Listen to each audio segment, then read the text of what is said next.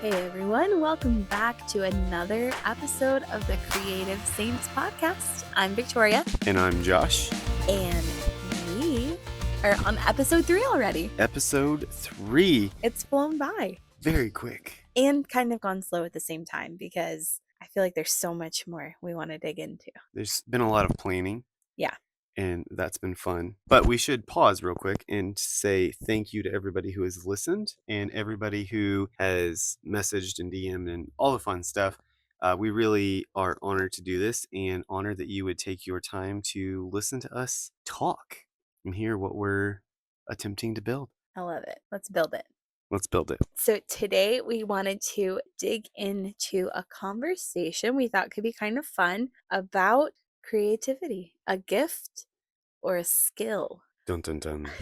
Is creativity something that you're born with, or can you train your brain to be a bit more creative? So we just want to put that debate to the test. We kind of did a little research, one side and the other side. I'm going to be honest, I didn't do much research because I'm not a scientist, but I thought it could be a fun conversation because I think that we are both gifted in specific areas.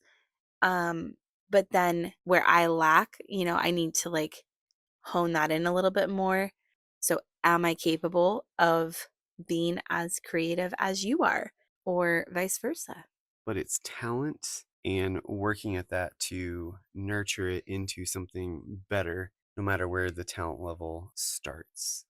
Right. Let's get into it. Let's talk about what that looks like. I'm your wife, and so maybe this is going to sound biased, but I think that you have a natural ability to be creative. It comes very naturally for you to sit down and see things not just as they are, but as they could be. And that's a lot harder for me.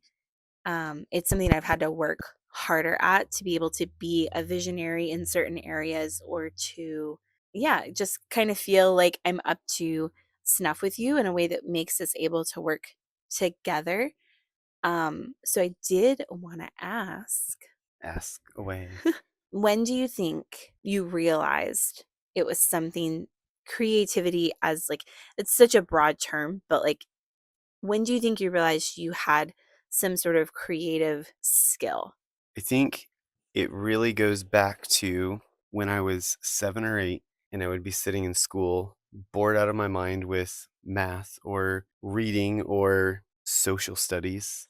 And I would pick up my pencil to take notes, and it would the pencil would just move on the paper and create patterns and create different things, and the creativity just would flow, and some of the stuff was just wild. And I mean, if I look back on it now, I probably would be like, wow, that's really, really terrible. But I think it started then, and I tried to carry that. But back in the 90s, being a graphic designer was not looked kindly upon. You're going to tell your age if you start throwing dates out there.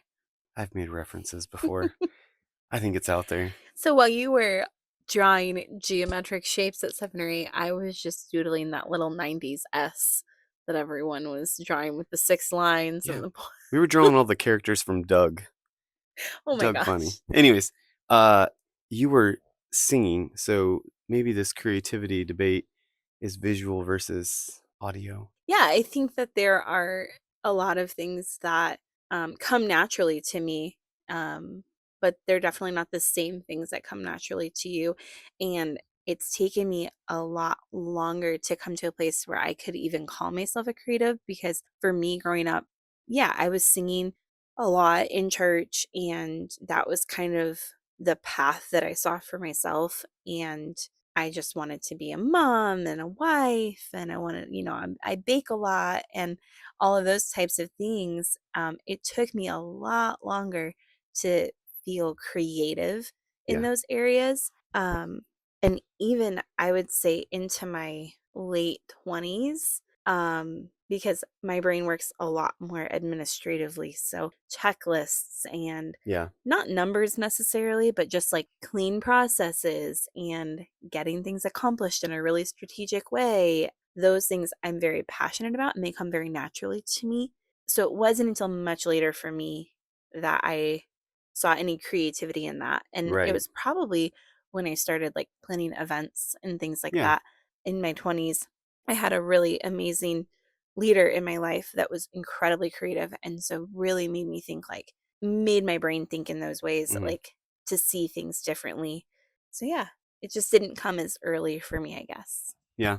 I think that's interesting, and maybe this is a little side path tangent here, but you grew up with the music, and that was kind of your creative avenue, and I was drawing and doodling and things like that. But then as I got older and I picked up the guitar, that's not easy for me, has never been easy for me. Singing, not easy for me, and that's a couple different creative aspects there that, my goodness, takes so much time for me to try and hone my skill, and I still feel are terrible and not something that I would do in front of anybody. And you can hop on a stage and rock and roll through singing a song, and it's like as comfortable as can be for you. I can sit down in front of a blank screen and take something that someone's given me a few points and create something.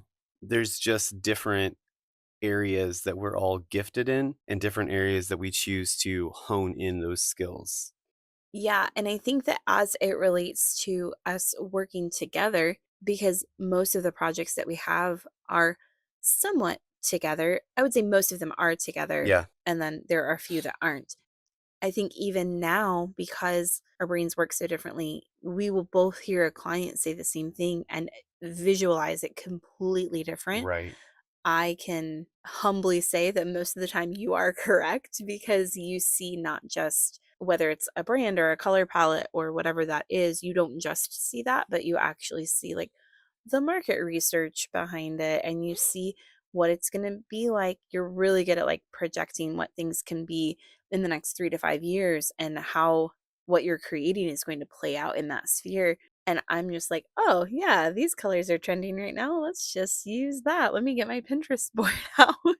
And that's not necessarily the best way to do that. So it still takes me a lot of like you just see things so quickly and I'm like, "Hold on, I'm not there yet." You're ready to like have a conversation. You can have like sketches made before you even get off a call with someone. And I'm just like, "Wait, I'm still gathering the information." Yeah, so I do love how naturally it comes for you. But because it does come so naturally for you, you said that you're drawing at such a young age and it just felt very natural. At what point was it something that you felt like, okay, in order to move my skill forward, I have to actually put some time into this? I think when I was in my teens and in my rebellious season, I was gonna prove Your everybody Rumspringa. my what? So the Amish call their time away from that's what they call their rebellious season. It's, I was told a lot, like, art doesn't go anywhere, drawing doesn't go anywhere, and Yeah. I remember getting into high school and, like, 14 or 15, and maybe it was my 2nd year of high school, I don't know. But I had an art class, and our teacher was just eccentric and really encouraged the put paint on things, draw outside of the lines. Like, she actually would say, take your pencil and draw off the paper, like continue your line into a bit of chaos. And we thought she was just weird. But I think as we're talking about this, that actually played a huge factor in I took that, and when my family was saying it was very unwise to go into a career of art and that I would change my mind and I would mature as I was in high school and I wouldn't actually go into being a graphic designer, that I pushed further and tried to mix different types of crayons and pencils and charcoals and markers and different things to um, make something that didn't exist, something I had never seen before. And that's when I started stretching that. And I was like, I really think that I can do this. But then it came down to brass tacks, and going into graphic design was kind of frowned upon. So I took a straight departure to something that was, ooh, this makes a lot of money. This is something that's needed. And that is architecture. And I chased that probably through the rest of high school. And then reality set in and you took the glorious IT job. No, I sold jeans and I sold jewelry for a while, We all had a mall job. and then I got into IT. Yeah, it's so cool to see how your gift, I mean, obviously, this was something that you loved as a child and as a teenager and, forming it into something all through high school. And then to say, hey, this doesn't make money. This maybe isn't the wisest, financial decision or, path for setting up a life. I mean, we had kind of said before, like, it's not like we came from a family of entrepreneurs. Yeah, So for us, it was very like you just go and you get a job. And architecture firms aren't going to hire you out of high school. And so you have to just do something. And I think right, it's really cool that all these years later, you've found your way back to something that you love so much and that you're so passionate about. And it's always been something that you did on the side. I right. mean, even since the time that we've been together, you were always, creating something, doing something for someone. And I think that that is just so cool to see that now you've actually been able to not prove people wrong, but like kind of say, actually, I can do this. I have done this. I hope that resonates that you can do it. You just have to go into it with wisdom. Yeah, and everything takes time, right? Yeah, And, like I said, for me, this isn't as natural. This is not a gift that I have necessarily. However, it is a skill set that I am capable of working on. yeah, And if I do sit and I learn, and, even this right here, I am not a software person. Learning how to run the podcast and how to learn some of that stuff. It doesn't come naturally for me. It is something, however, that I'm capable of. And I know that I can do it. I just need to put my mind to it yeah, and do it. It's kind of the same way with design for me. When we're having conversations, I have to ask a lot of questions sometimes because I don't see things the way that you see them right. or why you see them the way that you see them. Or the medium that they're going to be used and Sure. functionally how that actually works. That goes into what I wanted to ask you of, well, let me pause real quick. So, what you have really, really honed in on in advancing what I do and how we work well together is I will put something crazy together and ask you for your critique before I send it to anyone. In the advice, the revisions, the way that you see it, a second set of eyes, a third set of eyes is always incredible to make something better, and you just put the polishing touches on that, and you've really, really honed in on that skill to be able to see something and say, I think that needs to be a little bit bigger. I think that needs to move. I think that should be a different hue. And it makes an incredible team. And I feel like that's a skill that you really have settled into perfecting. I do think that it's been beneficial for when we're ready to present to clients, because I don't see things exactly the way that you see them. Sometimes a creative brain can be a chaotic brain. And so once you have 100%. I mean that with all love. Um, Once you have things down, I am able to look at them and say, maybe if we arrange it this way, or maybe if we present it this way to them visually, whether it's the way that it flows on the page or the way that things are just laid out, how big the fonts are. Like Hmm. sometimes just seeing those little things, I am able to say, hey, maybe somebody that doesn't understand what you're trying to communicate Hmm. needs to see it this way in Right. order to get it. And yeah, I do think that we've made a really good team in those areas. It's super fun to do that because we are both hands on the project, just on different ends of it. Hmm. And so, yeah, I really enjoy that working kind of relationship that we have with our clients and with the Yeah. projects that we have. You're able to see it with a clear, fresh brain and not the chaos inside of my head. So the takes us to what I wanted to ask you of creativity being a skill and the different areas that you have excelled in and you have worked those muscles to increase and to build and to grow and stretch to be stronger. What do you think is the best piece of that? Is it creating the process of learning it, of setting it? Do you go about it with just asking questions to yourself and researching? Or how do you go about building that skill? Great question. I think for me personally, because I am such a like, I need to do things the right way. I have to like learn about them. You tend to get into things if you don't understand them and you're like, I'll just figure it out as I go. I'm going to mess around in this program. I'm going to push all the buttons. I'm going to see what it does. That Chaos. stresses me out Chaos. so much. I can't do it. I can't. Don't say it. It's like Bob Ross's Happy Little Trees. Oh I like happy no. little chaos. I can't do it. I am just gonna watch a YouTube video and figure out how to get from point A to point B. Anything I learn the way, I'm sure that will be beneficial at some point. Yeah, I'm more of a like, just show me how to do it and I will be able to do it from there. As far as actually honing my skills in and like getting to a place where I feel comfortable in stating my opinion or telling you, hey, I don't think that's the right thing. I think it really has to do with just being bold and kind of being courageous and saying, hey, I don't think that's right. There are some days where I can see that you're in a groove and you're just, I may not like what you're doing, or I may not even like what the client asks for. And some days it's not the right day to say, hey, what is this mess that you're making?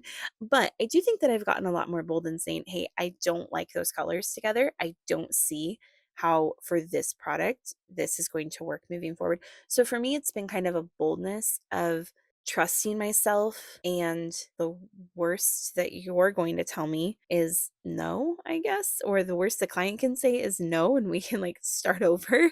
I'm not afraid of that anymore, and I Yeah. do think that I was afraid of whether it be the rejection or embarrassment just for like getting it wrong. I'm not really afraid of that anymore. I Yeah. don't really, I'm not really at a place in my life where like I'm worried about being embarrassed for not knowing something.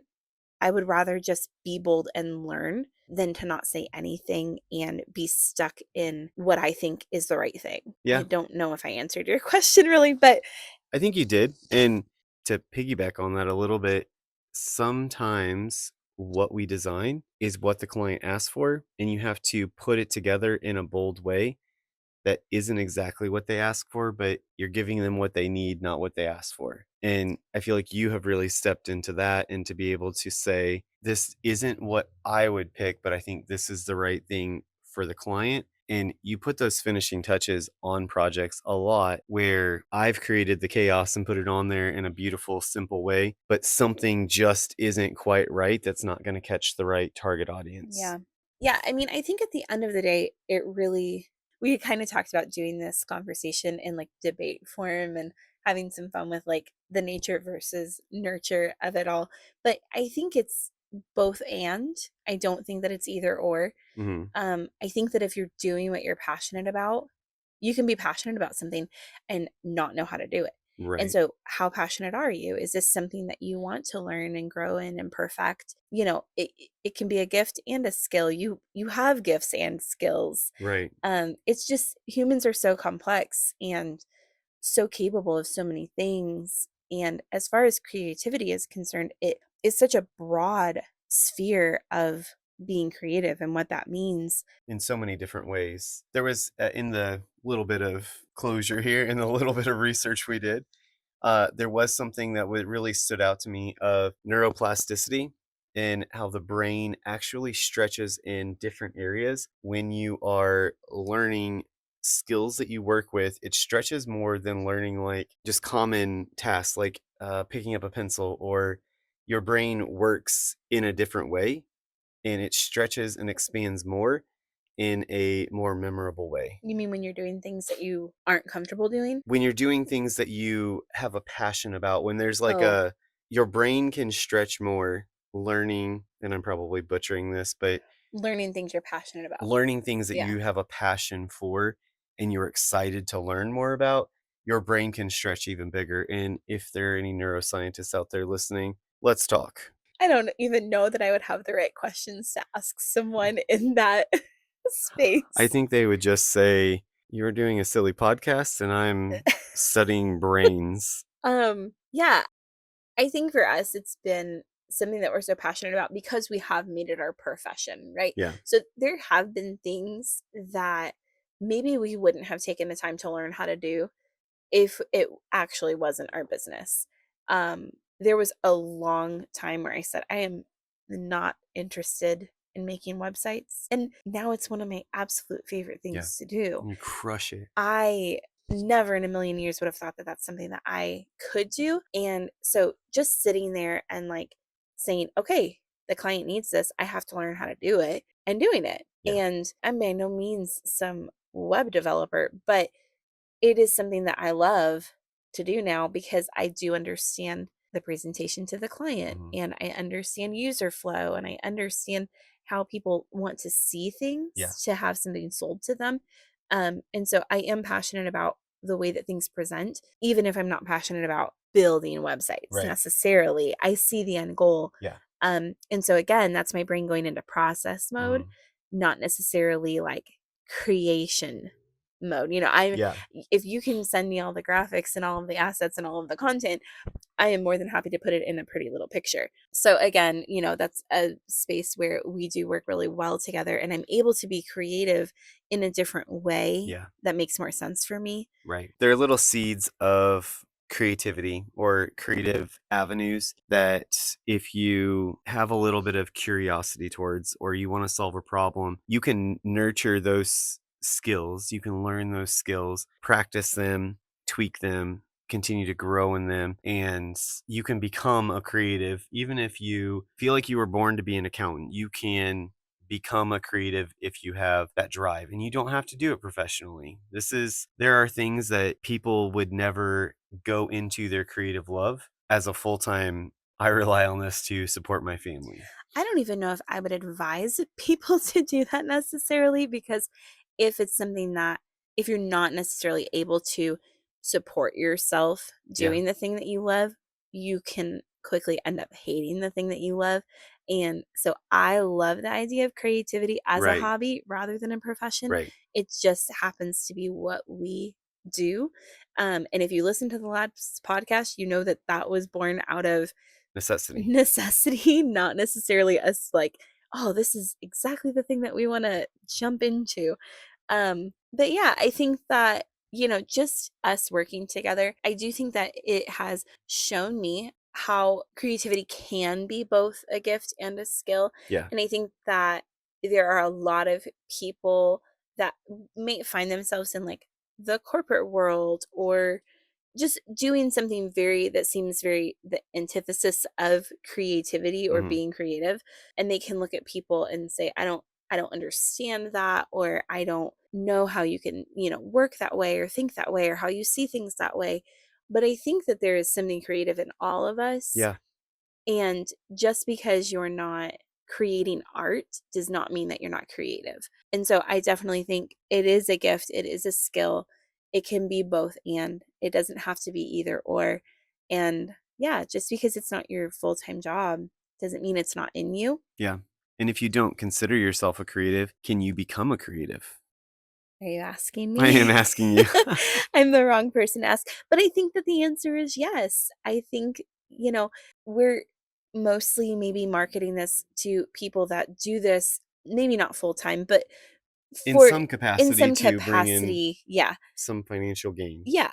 And those are the people that we do love talking to because it is our story. But at the end of the day, like whatever you put your hand to can be creative. Right. It, you can find creative avenues in your job or in your workplace or with your friends. Um, for me, there have been seasons where my creativity came out just planning my daughter's birthday parties. And, I'm able to kind of stretch a muscle that how many times have you said, are you just needing to like do something Mhm. creative? I'm sitting down at the piano or I'm drawing. I found this girl on Instagram that does these 5-minute flowers and she shows you how to draw. And I am not creating something from scratch, but I am copying her. And it gives me this little outlet of like, I just needed to like draw a flower for a second and But I'm you're good not now. copying them, you're mimicking what she's drawing, and to be able to draw and have the right proportions to where it doesn't look goofy, that's something you don't just get, like, you have to practice that. Well, if you're interested, people, I'll send you the link to her Instagram page because it's very beneficial when I just need a moment to like put pen to paper. Um, and I think that that kind of leads into what we wanted to talk about next week a little bit with, how to hone those skills, how to, okay, now that I have a thing that I want to do, now that I have something that I feel like I want to grow in, how do I do that? And mimicking was actually on my list for next week. I don't think you even knew I that. didn't know that. So yeah, that's a great segue to kind of maybe say, hey, you guys, let's talk about that. If you guys will comment, if you will share, follow, like, all the things I have to say, but also we would love to hear what you feel your creative genius is. What is the thing that maybe something you've always wanted to try? Maybe you're not doing it yet. And you're like, hey, I've always kind of been drawn toward this. Maybe it's drawing, maybe it's painting, maybe it's graphic design, maybe it's sewing something or baking something or, whatever that is. What are you drawn to creatively? We'd love to hear from you guys so that we can kind of dig in next week Yeah. to how to grow those skills. We could take a few of those and talk about them. What are you naturally talented and skilled in, and what is something that you enjoy doing but you have to work at it? Yeah, I love that. That could be fun. Well, guys, if you enjoyed listening today, you know, do all the things I said a second ago. We'd love to just keep engaging with you guys on socials and keep talking about what it means to be a creative saint. Absolutely. We'll look forward to next week and what y'all want to talk about. All right, we will talk to you guys soon. Have a great week. Have a great week. Bye.